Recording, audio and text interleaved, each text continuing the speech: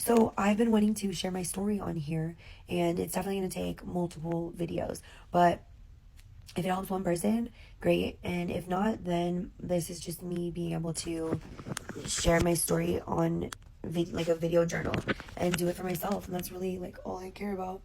Um, so I like to lead a lot of meetings, or as many times as I'm asked. I like to be of service in that way because I feel like sharing our experience, strength, and hope with another alcoholic.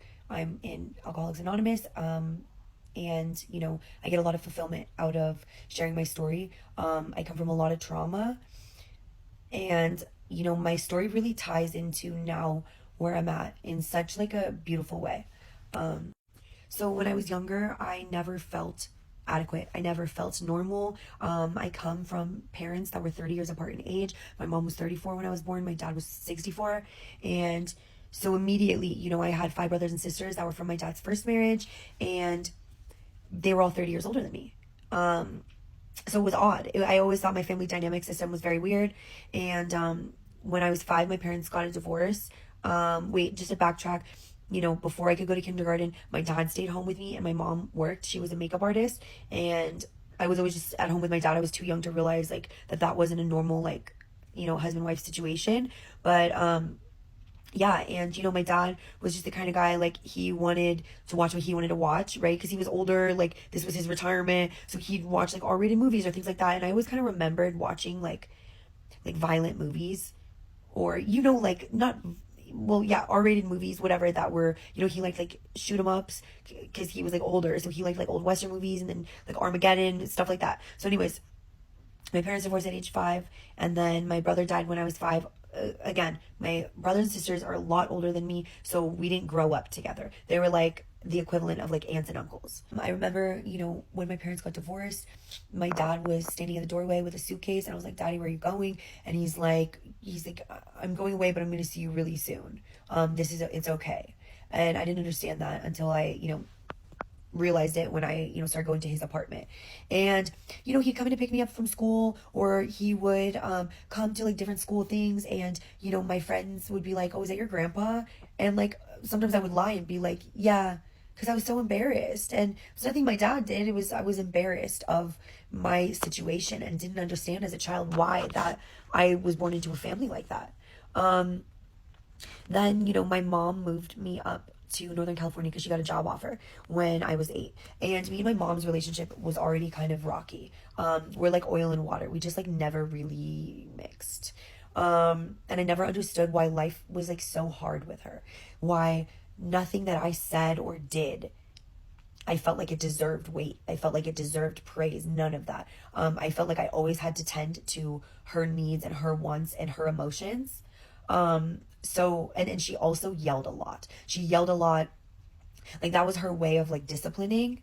And so I now realize that that's where my anxiety comes from, because my mother was always yelling. So I always felt the need to over explain situations, over explain, even if I didn't need to lie, over explain and then lie, or just start lying about things, right? Because I was always scared. I was always nervous of what she was going to say.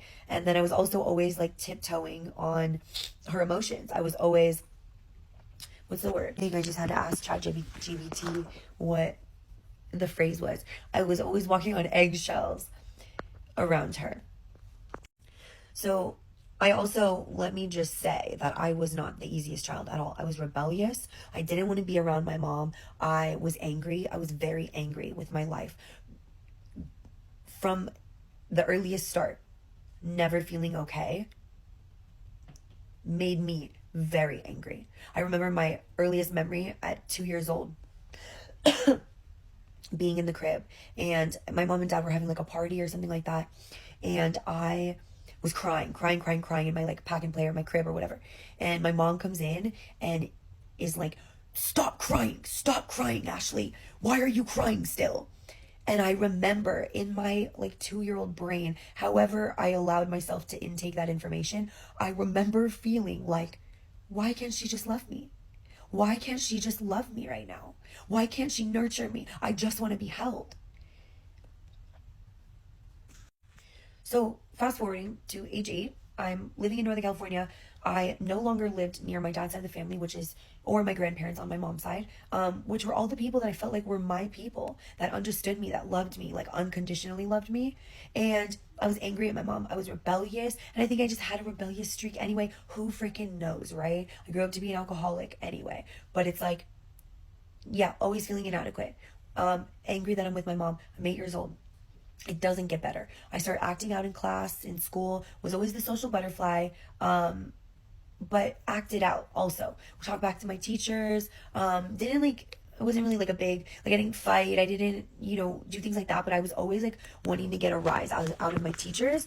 And like no matter where the teacher moved me, like, sis, don't you know, like I have a friend at any desk partner I will just start yapping with.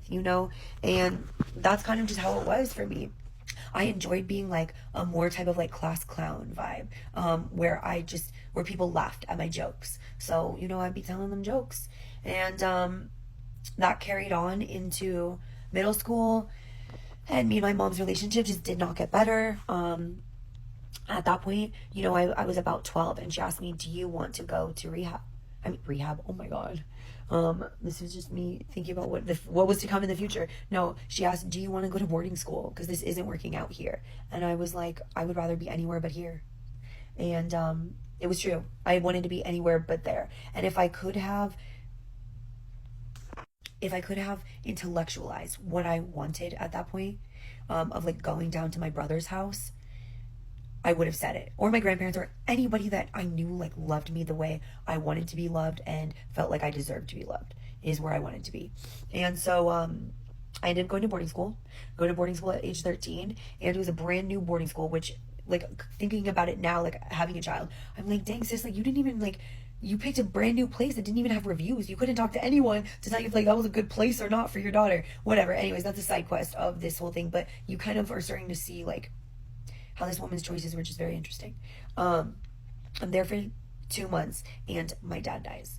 And, I was only going to my dad's house now, like during the summertime when I would come out from Northern California, but it was still a complete shock to the system. I remember being very angry and my mom not wanting me to go to the funeral.